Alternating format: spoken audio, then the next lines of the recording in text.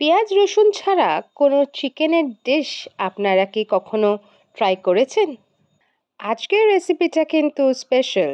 নমস্কার বন্ধুরা, রকমারি রেসিপিস চ্যানেলে সবাইকে স্বাগত। আজকের রেসিপি পেঁয়াজ রসুন ছাড়া পোস্ত চিকেন।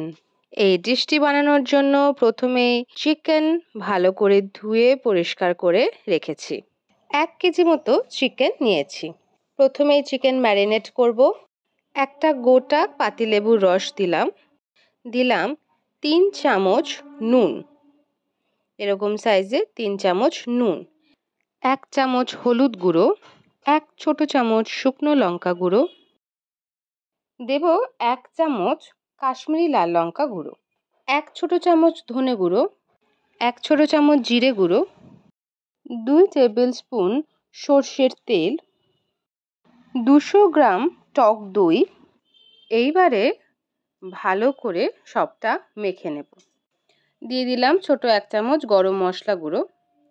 আবার সবটা ভালোভাবে মিশিয়ে নিলাম এবং ঢাকা দিয়ে অন্তত পক্ষে 1 ঘন্টা ফ্রিজে রেখে দিলাম। ইন দি মিন টাইম ছোট মিক্সার জারে আমি 1 বড় চামচ পোস্ত গুঁড়ো করে নেব শুকনো। আগে ভিজিয়ে রেখেছি আমন্ড আর কিশমিশ, সেগুলো জল থেকে তুলে নিলাম এবং এই যে পোস্ত গুঁড়ো করেছি তার মধ্যে দিয়ে দিলাম। এবার দেব অল্প একটু জল এবং পেস্ট তৈরি করে নেব। এই যে পেস্ট তৈরি হয়ে গেছে।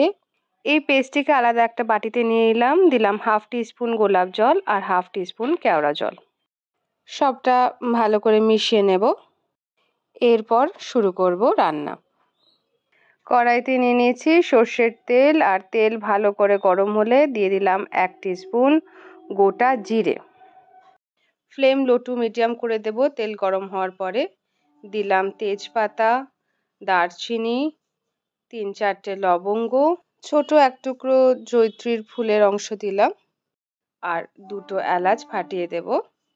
এরপর দেব 1 চামচ চিনি। এইবারে সবটা ভালো করে তেলের মধ্যে নাড়াচাড়া করে নেব। দিলাম 1 চামচ আদা আর কাঁচা লঙ্কা বাটা।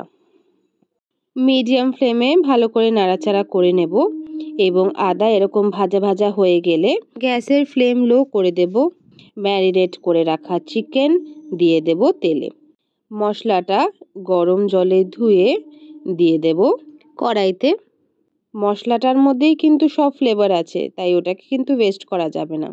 গরম জলে ধুয়ে সেই মশলাটাই দিয়ে দিলাম গ্রেভির মধ্যে এবং প্রথমে ফ্লেম হাই করে নাড়াচাড়া করতে হবে যতক্ষণ না ফুটে উঠছে। ভালো করে সবটা মিশিয়ে নিতে হবে এবং হাই ফ্লেমে নাড়াচাড়া করে যখন এরকম ফুটতে শুরু করবে তারপরে আবার সবটা মিশিয়ে নেব একটু ভালো করে এবং এরপরে ঢাকা দিয়ে 15 মিনিট মতো লো টু মিডিয়াম ফ্লেমে রেখে দেব। 15 মিনিট পরে ঢাকা খুললাম, দেখলাম অনেকটাই জল বেরিয়েছে, বেশ কিছুটা সেদ্ধ হয়েছে, কিন্তু আরেকটু সেদ্ধ হওয়া বাকি আছে। তাই আবার সবটা নাড়াচাড়া করবার পরে আবার ঢাকা দেব এবং আরও 5 মিনিট মতো লো টু মিডিয়াম ফ্লেমে রাখব। ঢাকা দিয়ে দিলাম। 5 মিনিট পরে ঢাকাটা খুললাম। এইবারে দেখলাম সেদ্ধ একদম ভালোভাবে হয়ে গেছে। এইবারে পোস্ত এবং বাদাম বাটাটা দিয়ে দিলাম।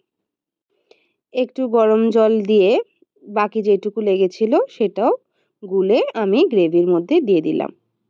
পোস্ত এবং বাদাম বাটার টেস্ট কিন্তু একেবারেই ওয়েস্ট করা যাবে না, তাই সবটাই জলে গুলে ভালো করে গ্রেভির মধ্যে মিশিয়ে দেব।